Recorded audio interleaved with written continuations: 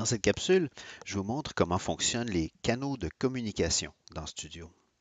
Un canal de communication Studio est en fait un cours pour lequel il n'y a pas de période à l'horaire.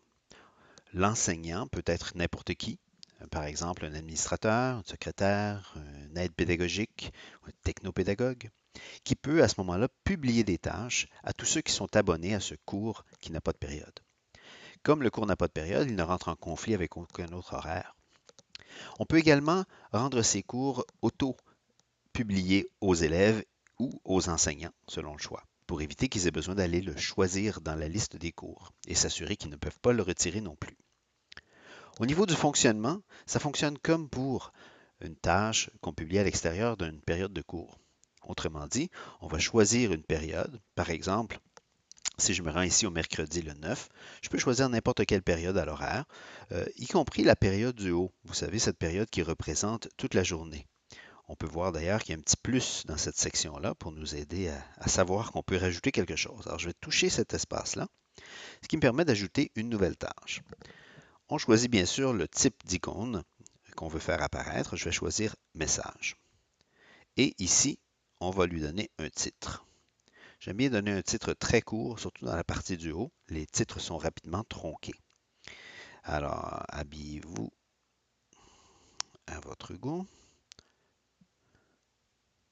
Alors, on donne nos consignes, etc. On écrit les notes qui vont avec.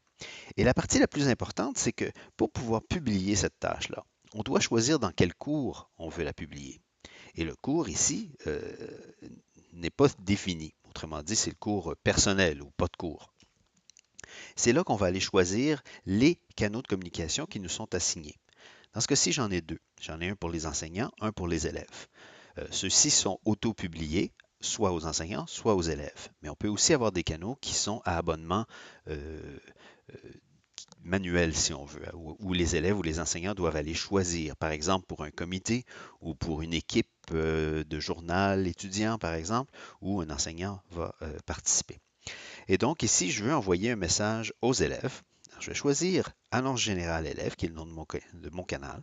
Et vous remarquez que la tâche maintenant a pris la couleur de ce canal-là. Et donc, évidemment, je peux jouer avec la date d'annonce et la date d'échéance. Je vais aller choisir comme date d'annonce la même date. Je n'ai pas besoin de voir ça apparaître à l'avance. Et c'est dû à aucune période. La partie du haut, en fait, c'est aucune période. Mais je pourrais les définir. C'était à la période 4 ou au dîner ou quelque chose comme ça si je voulais. Je pourrais également joindre une photo.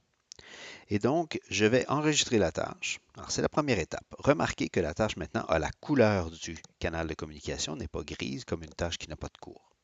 Et pour la publier, maintenant, ce que je dois faire, c'est comme pour toute autre tâche publiée par un enseignant, je touche l'icône et je vais voir les options de publier au groupe ou publier à. Si vous ne voyez pas ces options-là, c'est probablement que vous n'avez pas choisi le cours qui correspond à votre canal de communication. Pour publier au groupe, bien, ça va être publié à tous les élèves ou les enseignants qui sont abonnés au cours en question, en l'occurrence ici tous les élèves, ou je peux choisir publier à, si je veux envoyer un message à certains élèves en particulier. Alors, par exemple ici, je vais aller choisir différents élèves selon mon besoin. Je peux également faire une recherche ici. Si je cherche Gaston, eh bien, je peux taper son nom. Donc, on peut comme ça convoquer ou envoyer un message à un élève en particulier. Et si je veux le faire à tous, eh bien, je vais choisir tous tout simplement et enregistrer. Et la tâche est maintenant publiée. On va le voir par son icône double qui nous indique qu'elle a bien été publiée aux élèves. Et voilà, c'est comme ça que fonctionnent les canaux de communication.